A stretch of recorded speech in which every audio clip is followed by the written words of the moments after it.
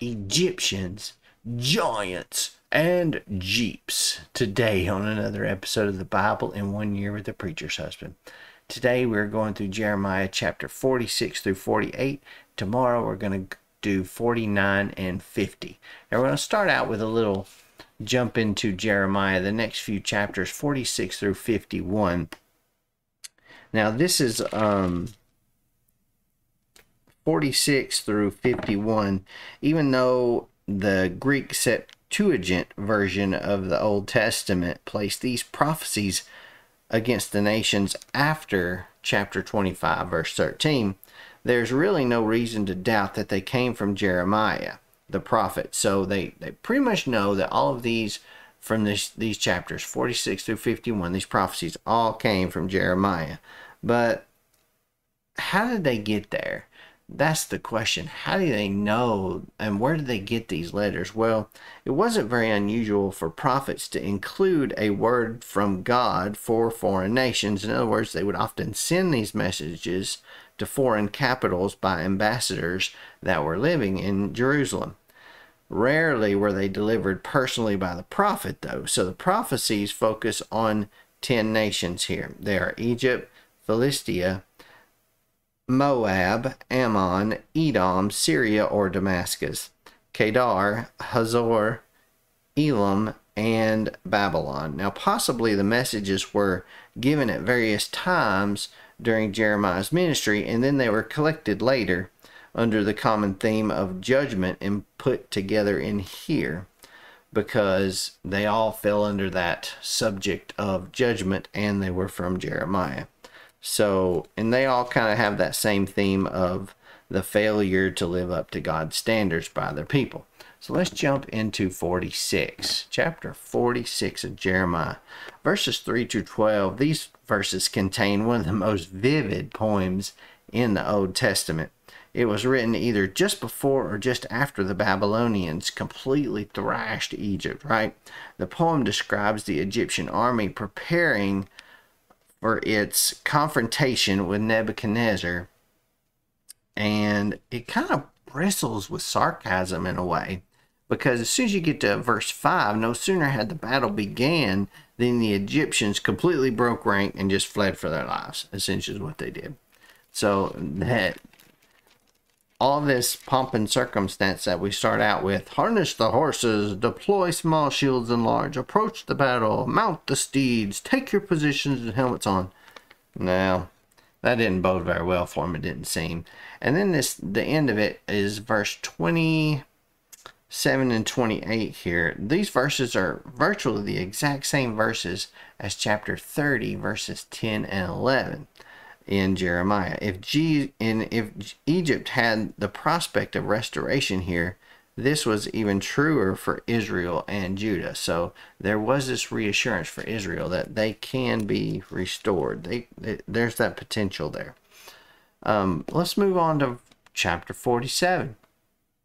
Jeremiah chapter 47 is all about the Philistines. Now, we get to verse 4. And it's kind of a group effort here in a way. The Philistines and the Phoenicians are grouped together, and presumably there was some sort of an alliance between their cities. And if this is the case, then Nebuchadnezzar's actions against the Phoenician cities of Tyre and Sidon were merely just a preparation for what was to come for the Philistine cities later. Now, Nebuchadnezzar besieged Tyre in 594 BC and 587 BC. So the phrase, the Philistines, the remnant of the coastline of Caphtor, it kind of lines up with Amos chapter 9 verse 7, where Caphtor is described as the original home of the Philistines. So Caphtor is usually identified with the island of Crete and the Aegean Islands. So the Philistines apparently belonged to this group that were known as the Sea People. So we go on forward into verse 5 here, and verse 5 says, baldness is coming to Gaza. Ashkelon will become silent, remnant of their valley. How long will you gash yourself? Well, there are 3 signs here of mourning: shaving one's head to baldness, being silent, and inflicting gashes upon oneself. And we've read about those multiple times. But there's two alternative translations for a remnant of their valley. And the first option here, alternate translation, other than what you're seeing here in the CSB, is the Hebrew word EMEQ. Don't know how to say that, but it was translated valley, and it may be the same word as the Canaanite word, which is MQ, meaning strength. So in this effort there, or that light, the phrase could be translated, "O you last of their strength." Now second, the LXX actually reads Anakim here, which is a link to the people of Gaza and Ashkelon with the giants that were in the land before the Israelites invaded.